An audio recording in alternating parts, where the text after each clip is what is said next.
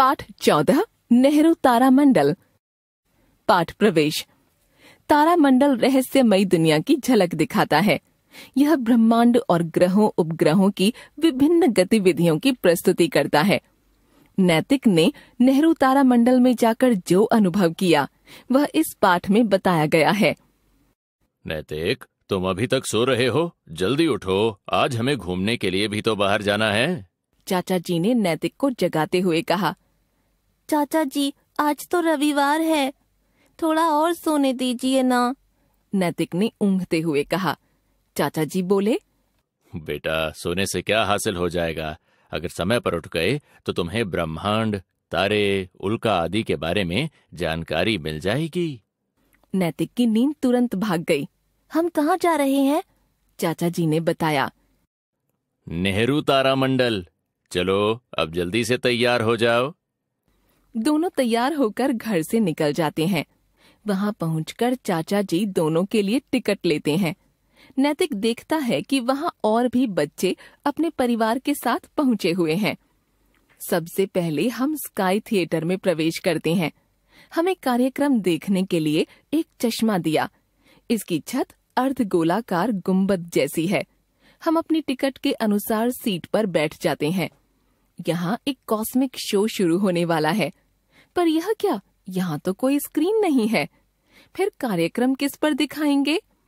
थोड़ी ही देर में बत्तियां बुझ जाती हैं। थिएटर के अंदर बिल्कुल अंधेरा हो जाता है। थिएटर की छत अब आकाश जैसी दिखाई देने लगी है। नैतिक हैरान हो जाता है। उसे अपनी आंखों पर यकीन ही नहीं होता है।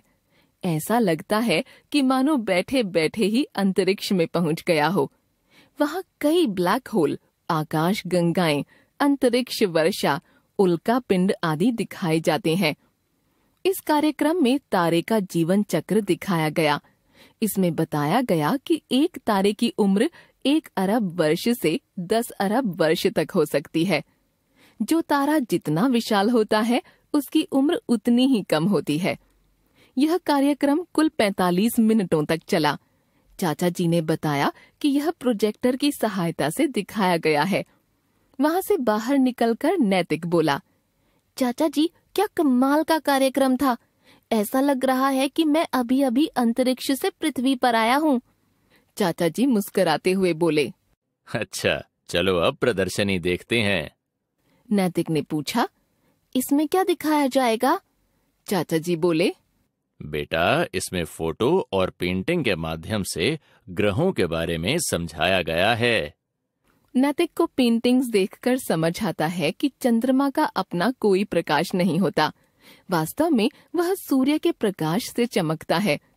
थोड़ी देर में दोनों प्रदर्शनी देखकर बाहर आ जाते हैं। फिर वे एक वजन तौलने वाली मशीन को देखते हैं।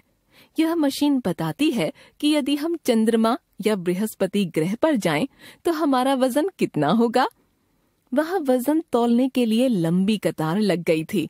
वहाँ हमें तारामंडल के एक अन्य आकर्षण के बारे में पता चला। वह था सोयूज T-10 का असली कैप्सूल।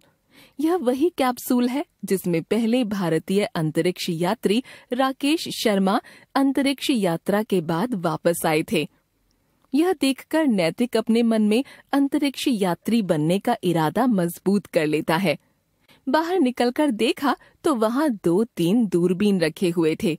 नैतिक पूछता है, चाचा जी, इनका क्या प्रयोग है?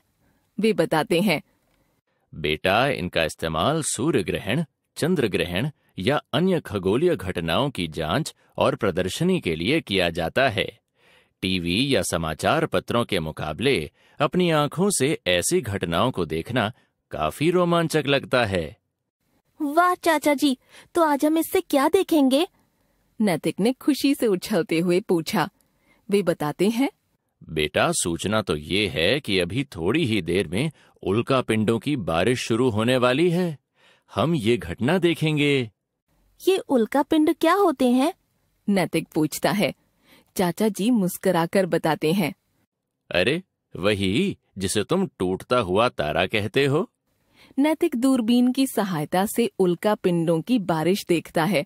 वह अंतरिक्ष की अजब गजब दुनिया में खो जाता है।